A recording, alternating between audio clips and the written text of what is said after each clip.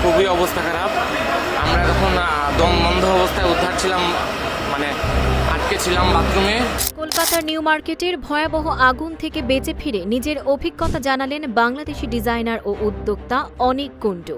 সেই ভয়াবহ আগুনে যখন একে একে মানুষ প্রাণ হারাচ্ছেন, তখন মাত্র কয়েক হাত দূরে একই ভবনে বাবা মাকে নিয়ে তিনি লড়ছিলেন মৃত্যুর সঙ্গে।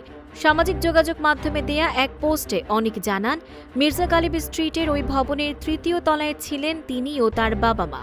আগুন ও ধোঁয়ায় সিঁড়ি দিয়ে বের হওয়ার পথ বন্ধ হয়ে গেলে বাথরুমের ভেন্টিলেটর খুলে ফায়ার সার্ভিসকে ফোন করেন তিনি। জানান, তারা আটকে আছেন এবং শ্বাস নিতে পারছেন না। বিল্ডিংয়ে প্রচণ্ড আগুন লাগছে, খুবই অবস্থা খারাপ। আমরা তখন দম বন্ধ অবস্থায় উদ্ধার ছিলাম, মানে আটকে ছিলাম বাথরুমে। অনিকের ভাষায়, বাথরুমে কাটানো প্রতিটি মুহূর্তেই মনে হচ্ছিল আর হয়তো বাঁচবেন না।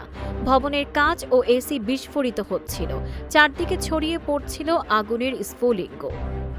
এভাবেই কোটি কোটি মানুষের ঘরে দেশ জুড়ে ফ্রিজ একটাই, ওয়ালটন।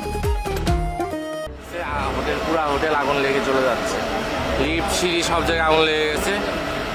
আমাদের নিচের ফ্লোরে থেকে আগুনের উৎপত্তিটা হয়েছে সেকেন্ড ফ্লোর থেকে, আমরা ছিলাম 3rd ফ্লোরে। মানে হোটেল থেকে বের হওয়ার কোনো সুযোগ ছিল না। কোনো মতো বাথরুমের জানলাটা ছিল আকাশ বরাবর, এছাড়া রুমের সাথে জানলার কোনো সম্পর্ক নেই। পুরোটা এসি রুম, ধোঁয়ায় ভরে গেছিল, আমরা নিঃশ্বাস নিতে পারতেছিলাম না। শেষ পর্যন্ত ফায়ার সার্ভিস তাদের উদ্ধার করে। অনেক লেখেন, চিকিৎসা করাতে এসে যেন মরতে বসেছিলেন তারা। আর প্রশ্ন তুলেছেন, ব্যবসায়ীরা কি শুধু টাকাই কামিয়ে যাবে? মানুষের জীবনের মূল্য ঠিক কোথায়? ঢাকা হোক কিংবা কলকাতা, মানুষের জীবন রক্ষায় অগ্নি নিরাপত্তার যথাযথ ব্যবস্থা কোথায়? Tanjima Nowrin, face the people.